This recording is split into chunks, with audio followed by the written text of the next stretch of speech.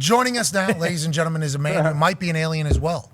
Because what he's able to accomplish every single weekend makes no sense. The human body is supposed to relieve itself of urine at least once every 4 to 5 hours, let alone 7 hours of commercial-free football. A man we all spend our Sundays with if we're not live at the game. Ladies and gentlemen, host of NFL Red Zone, Scott Hanson. Hey! Guys, what's going on? Good to be with y'all. Did you cite a medical source for every 4 to 5 hours? Yeah, I did, absolutely. Not alleged either. That's actuality. I talked to a doctor, just like Aaron Rodgers. Me and Dr. Joe Rogan chit-chatted about it. That is an impressive feat. Like Michael Cole, for instance, of the WWE. They'll have a WrestleMania that used to last 8 hours.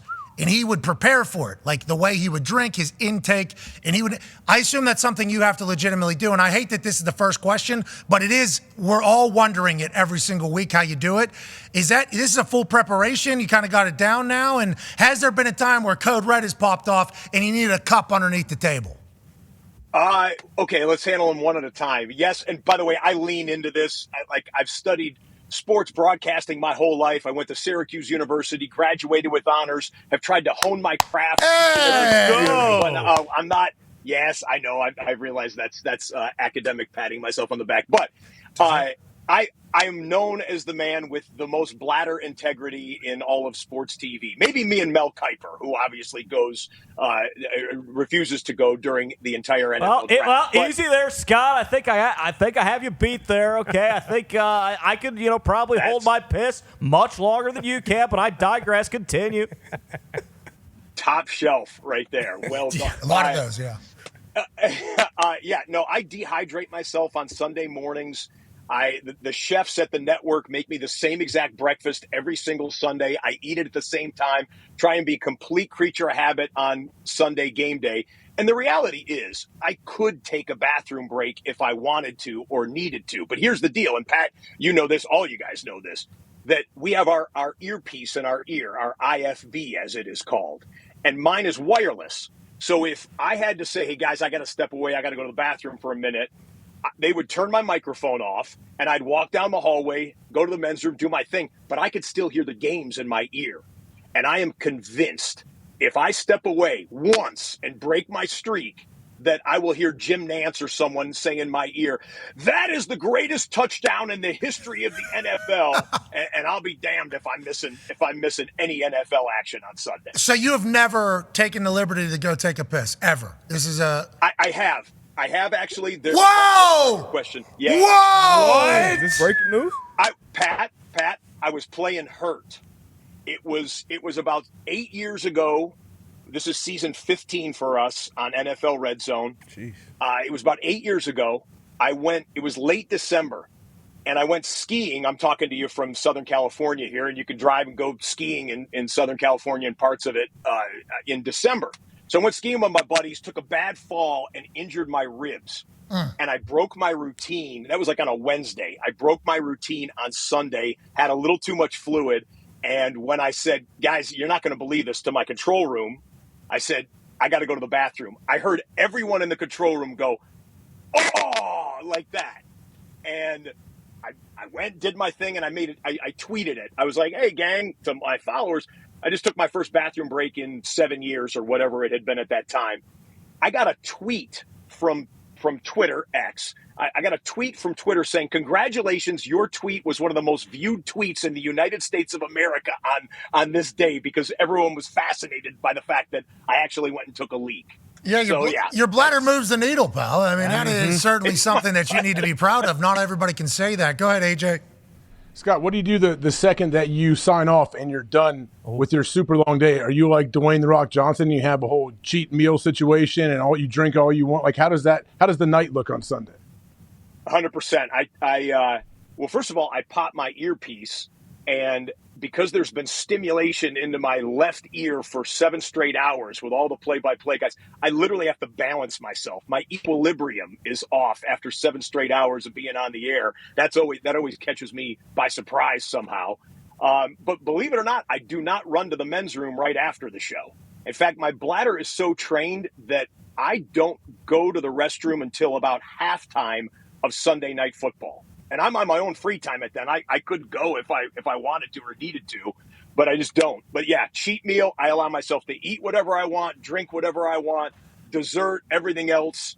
And then I'm such a junkie. I watch every snap of Sunday Night Football, and then I put on the NFL Network and ESPN highlight shows, and I kind of go through a mental checklist of, we showed that, we showed that, we had that, we told that story. And our free throw percentage is pretty high if I can mix a sports metaphor. Yeah, I'd say you're 15 years at this, and whenever it moves to YouTube TV, and Google says, need to keep that, though, that's obviously a massive piece of the sell. A thing for me, you just talked about the story there. Do you feel pressure as the guy who's shaping a lot of narratives through the day for a lot of NFL fans? Like, legitimately, because I think there's some times where, like, we're keeping up with games and you are recalling what has happened earlier in that particular game to remind people, but then narratives are getting built through you in your brain. Is that something you have to be cognizant of? And has anybody ever said to you, like, hey, Scott, pipe down? Yeah, come on. Has there been any teams said that?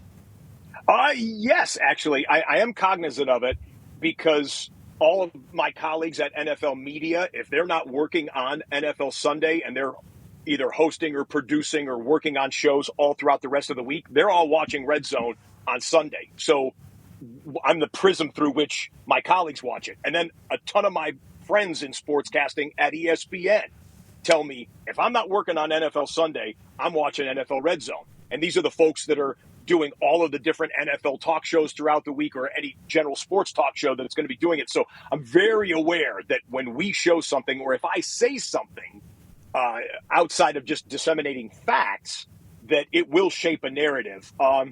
There was one time a player got cut.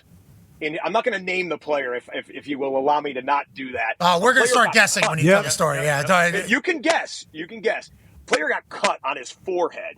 And we all know, certainly in the wrestling world, that's how you can deliver a lot of blood by nicking your forehead.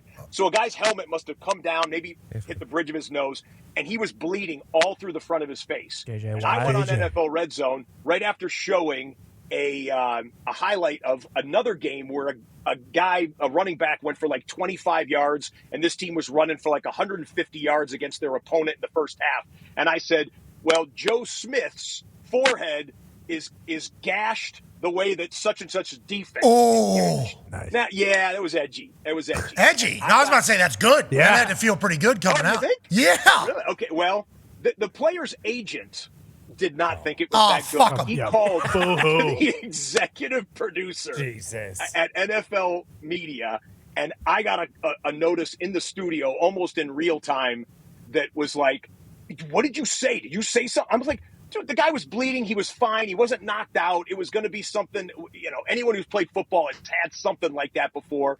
And yeah, you would have thought I said, oh, this guy's dying on the field or something. So I have to watch. I do have to watch it. And that was probably one of my biggest pipe down moments. I wish. Did you figure the player out? It's JJ, it seems like. Has to be. It seems like it's JJ Watt. No, that's a great guess. It was not. Yeah, Brian Cushing. Owen Schmidt. He was a star player, star safety in the league. Oh, Hitman, Harrison Smith. Yeah. Nope, but close. I guess I'm going to. White I said I wasn't going to do it because I feel bad because the agent apparently went off to my executive producer and said his family was watching NFL RedZone at that time, and you said this. Like, well, if they were as tight, they'd be at the game. So guy plays football. Yeah, and the guy's a suit. Yeah, to hell. Let's not worry about said suit. That's a great line. You should have felt. I think you should have got a raise for that. Yeah. Like that is. Especially in real time. Oh, great. Tying that together. I think that's the most impressive thing about you is we like being live, and we were considered a podcast because one of our versions of our show is a podcast. But podcast pre-recorded, I think gets edited. A lot of people's podcasts gets edited, and then they put it out. We like live action, because I think that's where you can really see the brains operate. Some people aren't meant for it, but some people. I think you, in the middle of it, being able to balance everything. So the fact that you came up with a blood joke, with a gash joke, with a running joke, like that is, I think your agent should have called and said, hey, we're looking at a raise here for this type of thing. Let the suits battle against each other, that piece of trash, and then your suit do his thing. Now, RedZone has been incredibly successful. Connor has a question for you. Yeah, Scotty, how do you feel about the other sports doing it? I know the NHL is doing a Frozen Frenzy version of RedZone. Do you take that as like a badge of honor? Like, wow, I've done this so well that they're going to use this format in other sports? And have you reached out to any of the possible other co-hosts? I believe it's John Butchergross for the NHL. Yes. Yeah, Bucci, I love his work. We occasionally cross paths, like at a Super Bowl or a draft or something like that. I wish them all the best in doing that. The issue there is I've seen most of the imitators and whatnot. The way the NFL runs, it's perfect for a RedZone type channel for a few different reasons. One, it's the most followed sport in the United States. But two, all the games kick off at the same time, right? All within a matter of seconds of each other. Three, the nature of football lends itself to, a team's on their own 30-yard line. That's not a pressure point. We don't need to go there right away. A team is on the opponent's 18-yard line in the red zone. Yes, something dynamic is going to happen one way or another, a score or a stop.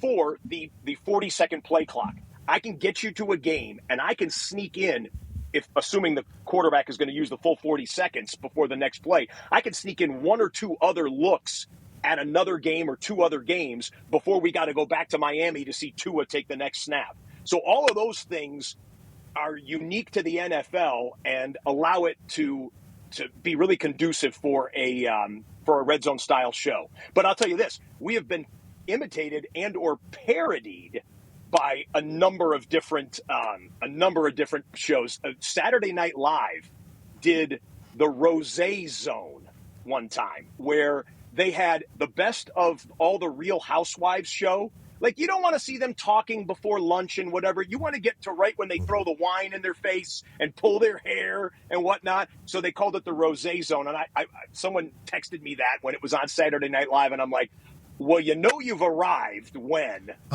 people are imitating you in that way. Yeah, we've been there. Yeah, we've been there as well. Not for a good thing. Yeah, it was the complete opposite side of that. But to your point about all of the games starting at the same time, that witching hour is fun. That's when wins become losses and losses become wins. I mean, it's a beautiful thing that you're cooking up there. And also, I seen a punt this past weekend. Hey, great punt. I saw it, Scott. It was beautiful. I almost said McAfee's going to love this. Would you mind if I did that on a show at some point? Don't feel obligated, but whenever I saw it, I'm like, well, here we go. House call on against a punter, and I'm like, gonna have to hate Scott. That's what gonna have to do it because you only show punters kind of get. But you showed a perfect pin deep, and at that point of the game, though, it was in the witching hour. Was a big time play. So I appreciate you guys showing respect to it, but it does feel like I'm involved in every game when I'm watching with you. So we very much appreciate it, but more punts. Mm-hmm. You know what I mean? Good pins out there. Well, hey, I don't know if you knew this or not, but I was a former member of the punt operation. I was a walk-on scrub at Syracuse University. Pat, I was a long snapper.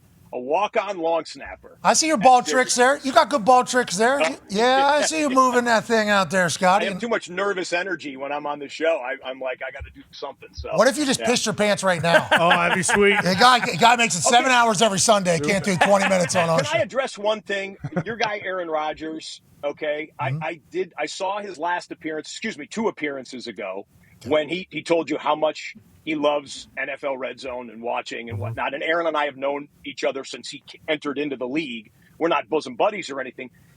But Aaron's conspiracy theories about how I hold my bladder or how he says I stay young looking. Do you know what I'm recalling? Yeah, drinking. Oh, yeah. Where he comes up with these ideas. Well, it's that guy. That guy next. It's that guy next. It's that loose guy. Cannon, Scott. We can't trust him. Oh, jeez! This guy drinks his piss. Wow. He's got tricks. He's got props. Tell Aaron I said, Drinking pee right now. Carrot dog. How's it taste? Wow. This is awesome. What is that? What is that from this morning? Like apple juice. No, that was dehydrated. That was the last. That was the last piss on a Sunday. Right. You need to get the championship color.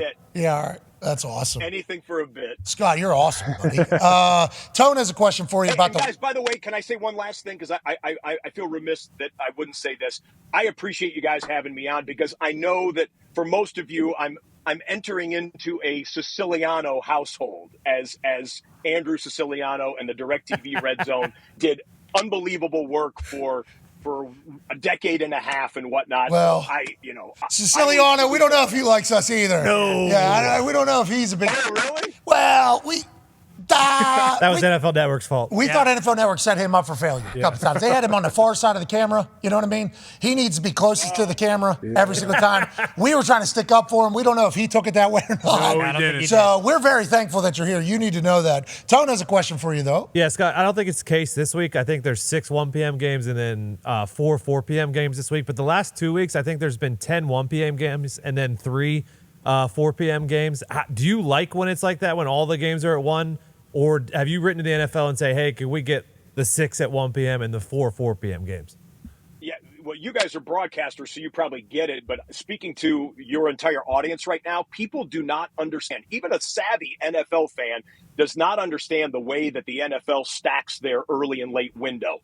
The last 2 weeks, we've had 9 in the early window and 3 in the late window. And when it goes from 9, hyperspace, hyperspeed, to 3, which feels like air brakes, everyone complains and fills up my timeline as if I made the NFL schedule. So just to clarify, the reason that the NFL does that is they want to deliver a massive audience to one of those games, one of their broadcast partners, Fox and CBS, that are involved in the early window. They had New England and Dallas, right? 2 of the biggest brand names there are. They wanted to make sure there were not many other competing games going on at the same time. So that's why they do it. I love it. You guys are awesome. So that's why they do that. My favorite split is an 8-4 split. If I've got 12 games, I want 8 in the early window to fill up an octobox. I want 4 in the late window, which usually has pretty solid action. And that seems like a fun Red Zone day. Yeah, I agree. Hey, Scott, I've appreciated the hell out of spending Sundays with you. Thank you so much for taking the time out of your glorious Wednesday. When do you start? Are you just preparing all week for Sunday? Is that what you're doing? Yep. I've got my research going on right now. I've got to get home. By the way, when that emergency alert went off, I'm driving around in Brentwood, California. And everyone's brake lights went on simultaneously on the road. It was like everyone freaked out. Like people didn't know it was coming. Hey, that's OJ, but right? Whatever. OJ? That's where OJ? It is. No, Scott, watch it. Hi. Scotty, head on a swivel out there, especially if all the brakes are hitting. OJ doesn't want to go back there because he doesn't want to see the killer, is what he said. Well, I respect that. If he would have done it, it would look like different. Anyway, Scott, you're the only human that could do your job. I think that is very apparent, and we appreciate your service to the NFL, and we can't wait to see it continue. What do you got, another 20 years doing this? Is this the job forever for you? It can be my final stop, Pat. But as you well know, in your still relatively young broadcasting career, things can change in a heartbeat based on a lot of variables. But no, I love it. I hope I've been as good to the NFL as they've been to me, and this can be my final stop. You're a massive part of it, bud. Not a lot of people get to become a big piece of the NFL. You know what I mean? Biggest league on earth, and you're just a part of it. You are a piece of the league, and we're thankful that you joined us. Have an incredible Wednesday. We'll see you on Sunday, pal. Awesome. I'll see you on Saturday. You're doing an amazing job. I absolutely love it, Scott, on College Game Day. Hey, this last Saturday, I saw you. You talked about me fighting through some pain there, buddy. How are you doing? I'm good now. Literally, as soon as I got it out, it was this. I think I had some bacteria from an apple that I had the night before, and it was. But as soon as it got out, I felt it. But I think about you. Imagine one Sunday you just walk in there and you happen to eat something that wasn't right, and it's like 7 hours of oh shit football. Yeah, that's pretty much what I did for College Game Day. You know what I mean?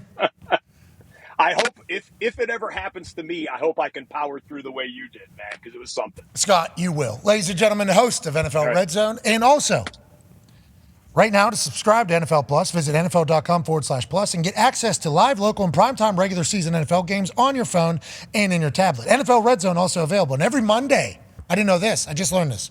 At 4 p.m. Eastern, NFL Red Zone Overtime streams on NFL Plus with Scott Hanson, reliving all the Red Zone.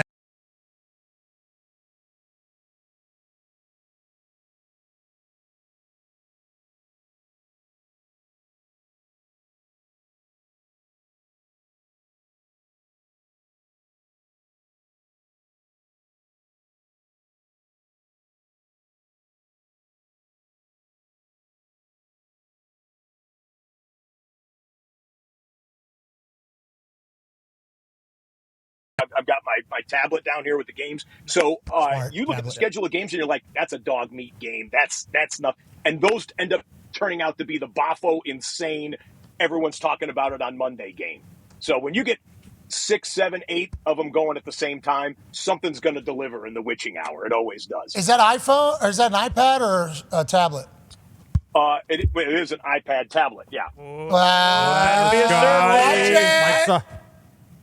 I paid with this for my own personal money. So are you trying to get me? We've had such a great interview. Yeah, I know I am. You did it. That's on you.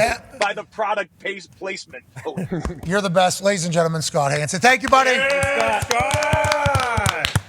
Good ball tricks, boys. Yeah. I feel like we're all really getting after it. I wish I had that. Aaron has that.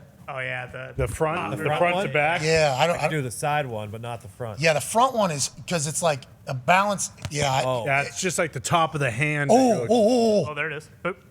Oh. Yeah, it's like your fingers. You roll it over, like the back of your fingers. There it is.